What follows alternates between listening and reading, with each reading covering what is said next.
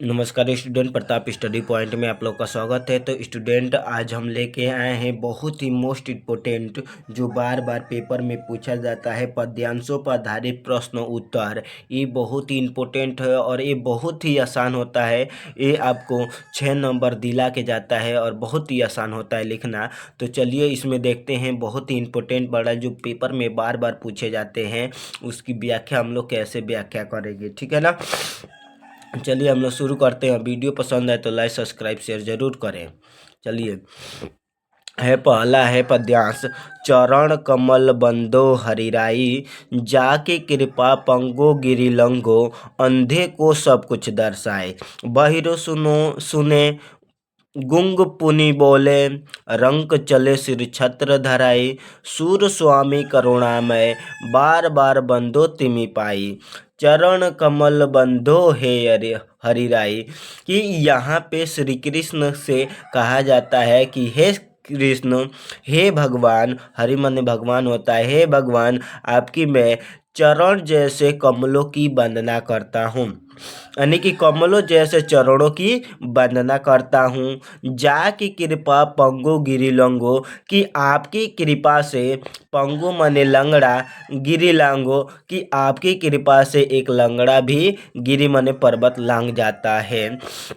अंधे को सब कुछ दर्शाई, और आपके कृपा होने से अंधे को सब कुछ दिखने लगता है।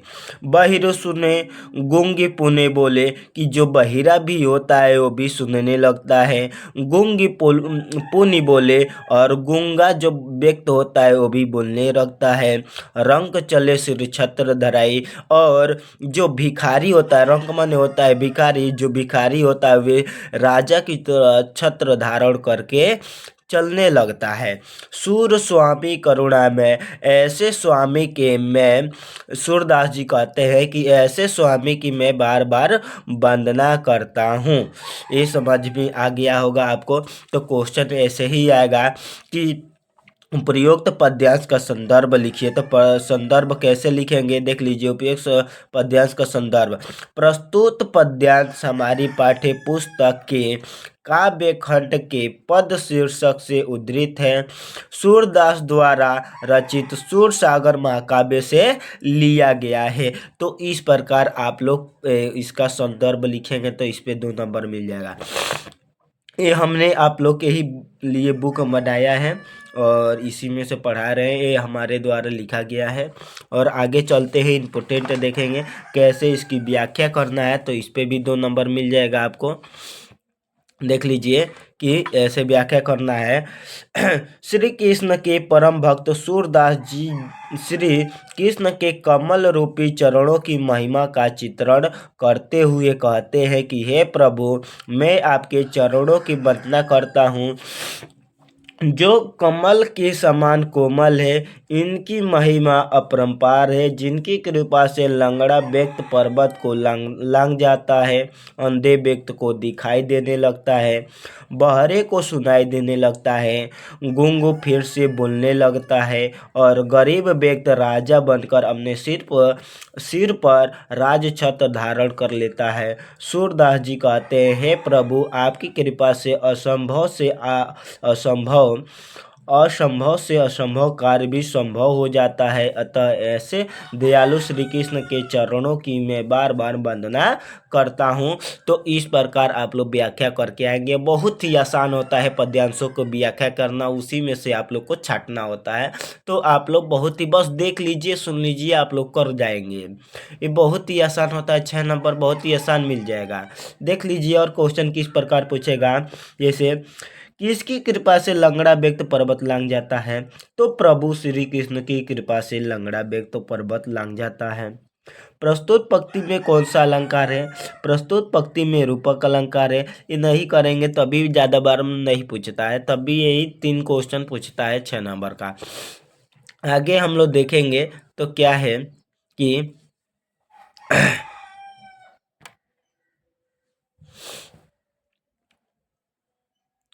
देखिए, निर्गुण निर्गुण कौन देश के वासी, मधुकर कहीं समुझाई सह दे, बूझती साचन न हासी, को जन को है जनक कौन जननी, कौन नारी को दासी, कैसे वरण कैसा वेश के वेश है कैसा।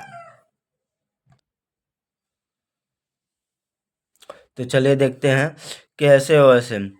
पाओ पुनि कियो अपनो, जो रे करैगो गासी, सुनत मौन है रहो बैरो, सुर सबे मति नासी। कि निर्गुण कौन देश के वासी। यहाँ पे गोपिया और उद्धव के बीच क्या होता है, वार्तालाप होता है। और गोपियाँ पूछती हैं कि निर्गुण देश के वासी, कि उस बिना निराकार ब्रह्म वह कौन से देश में रहने वाला है, यानी कि रहता है। मधुकर कहीं समुझाई सहोदे, कि मधुकर कि तुम हमको समय अपना सौ मन सौगंध यानी कि कसम देकर समझाओ। बुझती साच न हासी, बूझती साच न हासी, मैं पूछ रही हूँ तुम हंस हंस के मत बताओ। को है जनक कौन जननी, कि उस जनक का जननी कौन है, माता कौन है। कौन नारी को दासी, कौन है उस नारी की दासी। कौन वरण भेष है, उसका कैसा वेश है, कैसा। कि ही रस में अभिलाषी, और कौन से रस में भिलासी, यानी कि क्या हुआ है कि तो कहती हैं कि बूझत साच न हासी, कि मैं सच में आपसे उद्धव पूछ रही हूँ कौन जनक कौन है जननी, इसका जनक कौन है और उसकी माता कौन है। कौन नारी, इसकी कौन सी पत्नी है। कौन दासी, कौन उसकी दासी है। कैसा वरण, कैसी उसकी पत्नी है। वेश कैसा है उसका वेश, यानी कि उसका चेहरा कैसा है। कि ही रस में अभिलाषी, कौन से रस में वह गुम हुआ है, अभिलाषी है, ठीक है ना। पावे पुण्य कियो अपने, जो करे की गासी, सुनत मौन। कि ऐसे बातों को सुनकर उद्धव जी अपने मौन धारण कर लेते हैं। रहो बैरो, कि तुम बहरो हो जाओ। सुर सबे मति नासी, कि सूरदास जी कहते हैं कि तुम्हारी मति मारी गई थी। तो इसकी अगर हम लोग संदर्भ देखेंगे तो संदर्भ क्या है, संदर्भ ऐसे सभी में लिखना है। प्रस्तुत पद्यांश हमारी पाठ्य पुस्तक के खंड काव्य के पद शीर्षक से उद्धृत है। यह सूरदास द्वारा रचित सूरसागर महाकाव्य से लिया गया है। व्याख्या कैसे करना है देख लीजिए आप लोग। गोपियाँ ब्राह्मण की अनुक्ति से उद्धृत को संबोधित करते हुए कहती हैं कि हे उद्धव, हे निर्गुण ब्रह्म, किस देश के निवासी हैं। हम तुमको शपथ दिलाकर सत्य पूछती हैं कि कोई हंसी मजाक नहीं कर रही है। तुम यह बताओ कि इस निर्गुण का पिता कौन है, इसकी माता कौन है, और कौन पत्नी, और कौन है उनकी दासी। उसका रंग रूप कैसा है, उसकी वेशभूषा कैसी है, उसे किस रस से अधिक लगाव है। गोपियाँ उद्धव से चेतावनी देते हुए कहती हैं कि सभी बातों को ठीक ठीक से उत्तर देना। साथ यदि तुम हमारे साथ कपट करोगे तो उसका फल स्वयं ही भुगतोगे। सूरदास जी कहते हैं कि गोपिया के इतने व्यंग्यात्मक तर्क सुनकर उद्धव ठगे से हो गए और उनका सारा विवेक समाप्त हो गया। गोपियों ने अपना वाक्यच्युत्य से ज्ञानी उद्धव को परास्त कर दिया, अर्थात उद्धव का सारा ज्ञान अनपढ़ गोपियों के सामने नष्ट हो गया। पद्यांश में मधुकर शब्द किसके लिए प्रयुक्त हुआ है। पद्यांश में मधुकर शब्द उद्धव के लिए प्रयोग हुआ है। मधुकर शब्द का क्या अर्थ है, मधुकर शब्द का अर्थ है भौरा, ठीक है। तो इस प्रकार इसका व्याख्या होगा। अब देख लीजिए, ये भी बहुत मोस्ट इम्पोर्टेंट है। चाह नहीं मैं सुरबाला के गहनों में गूथा जाऊं, चाह नहीं प्रेमी माला में बिंद प्यारी को ललचाऊं, चाह नहीं सम्राटों के सौ पर हे हरि डाला जाऊं, चाह नहीं देवों के सिर पर चढ़ूं भाग्य पर इठलाऊं। मुझे तोड़ लेना बनमाली, उस पथ पर देना तुम फेंक, मातृभूमि पर शीश चढ़ाने जिस पथ पर जावे वीर अनेक। कि यहाँ पे माखनलाल चतुर्वेदी द्वारा एक पुष्प के इच्छा की बात की गई है कि एक पुष्प अपनी इच्छा को कैसे व्यक्त करता है। देखिए, चाह नहीं मेरी ये भी इच्छा नहीं है कि मैं सुरबाला के गहनों में गूथा जाऊं, सुरबाला के गहनों में गूथा जाऊं। सुरबाला के मतलब क्या होता है कि सुंदर कन्या, ठीक है, सुरबाला के गहनों में गूथा जाऊं।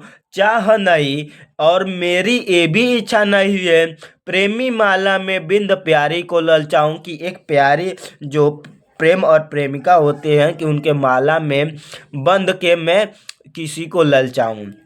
चाह नहीं सम्राटों के सौ पर हे हरि डाला जाऊं, कि मेरी ये भी इच्छा नहीं है सम्राट मने राजाओं के सौ मने मृत शरीर पर हरि डाला जाऊं, और मेरी ये भी इच्छा नहीं है कि मैं राजाओं के सौ मृत शरीर पर डाला जाऊं, मेरी ये भी इच्छा नहीं है। चाह नहीं देवों के लिए सिर पर चढ़ूं भाग्य पर इठलाऊं, और मेरी ये भी इच्छा नहीं है कि देवों मने देवता के सिर पर चढ़कर अपने कहूं कि मैं कितना भाग्यशाली हूं कि मैं देवों के सिर पर चढ़ाऊं, मेरी ये भी इच्छा नहीं है। अब देखिए क्या इच्छा है पुष्प की, और पुष्प क्या कहना चाहता है। मुझे तोड़ लेना बनमाली, हे बनमाली, बनमाली माने जिस पुष्प की जो रक्षा करता है उसे बनमाली बोला जाता है। मुझे तोड़ लेना बनमाली, कि मुझे पुष्प कहता है मुझे तोड़ लेना बनमाली, उस पथ पर देना तुम फेंक, मातृभूमि पर शीश चढ़ाने जिस पथ पर जावे वीर अनेक।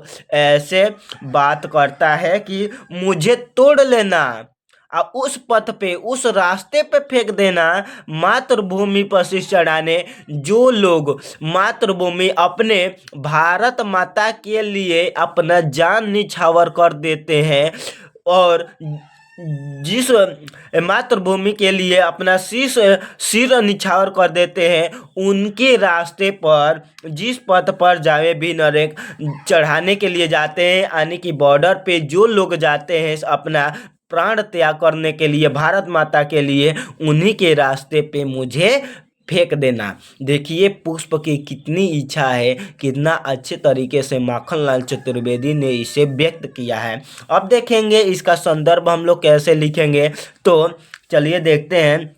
प्रस्तुत पद्यांश का संदर्भ लिखिए। तो प्रस्तुत पद्यांश हमारी पाठ्य पुस्तक के काव्य खंड के पुष्प की अभिलाषा शीर्षक से उद्धृत है। यह कवि माखनलाल चतुर्वेदी द्वारा रचित है, ठीक है ना। तो यहाँ से कर लेंगे। व्याख्या कैसे करना है देख लीजिए, ऐसे ही व्याख्या करना है आप लोग को। एक बार आप लोग अच्छे तरीके से वीडियो देख लीजिएगा, पढ़ लीजिएगा, ठीक है ना। कवि स्वयं को पुष्प मानकर अपनी अभिलाषा प्रकट करते हैं कि हे ईश्वर, मेरी यह भी अभिलाषा नहीं है कि मैं देव कन्या के आभूषणों में जकड़कर उसे श्रृंगार की वस्तु बनूं, और न ही मेरी इच्छा पुष्प की सुंदर माला में गुंथकर प्रेमियों को रिझाने की है। वह कहता है कि हे ईश्वर, मेरी ये भी अभिलाषा नहीं है कि मैं सम्राटों के पार्थिव शरीर पर चढ़ाया जाऊं, और न ही मेरी इच्छा देवों को मस्तक पर सुशोभित होकर गर्व से इठलाने की है। यह कहता है कि मेरी तो केवल यही इच्छा है कि हे बनमाली, तुम मुझे उस पथ पर बिखेर देना जिस पे हमारी मातृभूमि के लिए रक्षक वीर सैनिक गुजरे, मैं उनके चरणों को स्पर्श से ही स्वयं को सौभाग्य एवं गौरवान्वित अनुभव करूंगा, क्योंकि उनके चरणों को स्पर्श से देश के बलिदान वीरों के लिए सच्चाई श्रद्धांजलि है। ठीक है ना। तो इस प्रकार इसकी व्याख्या करना है। अगर एक बार वीडियो समझ में ना आए तो दूसरा बार देख लीजिएगा। और देखेंगे उपयुक्त पद्यांश में कौन सा अलंकार है। चाह नए प्रेमी माना लेना बनमाली और जावे वीर अनेक, यहाँ पे क्या है, अनुप्रास अलंकार है। ठीक है। आगे हम लोग चलेंगे तो देखेंगे, हाँ यहाँ पे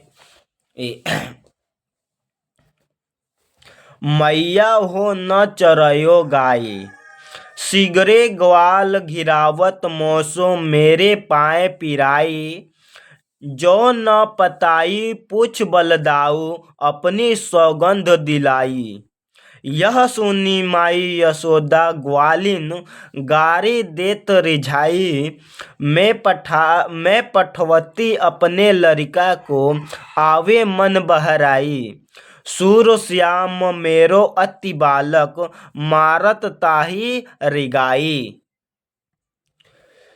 चलिए इसकी व्याख्या करते हैं। यहाँ पे क्या हो रहा है कि श्री कृष्ण और उनकी माता के वार्तालापों की व्याख्या की गई है कि कृष्ण जब उनकी माता जब उनको घूमने के लिए भेजती हैं तो ग्वाल बाल क्या करते हैं उनके साथ, ये सभी बातें आके अपने मैया से कहते हैं, यशोदा मैया से अपने आके कहते हैं और अपने बातों को कैसे रखते हैं। देखिए, मैया हो न चरइयो गाई कि कहते हैं श्री कृष्ण कि मैया मने माता, यशोदा मैया हो न चरइयो गैया कि मैं गाय नहीं चराऊंगा, सिगरे ग्वाल घिरावत मोसो, जितने भी ग्वाल बाल हैं घिरावत मोसो मतलब मेरे से, घिरावत माने घिराते हैं, ग्वाल माने गाय, कि जितने भी ग्वाल बाल हैं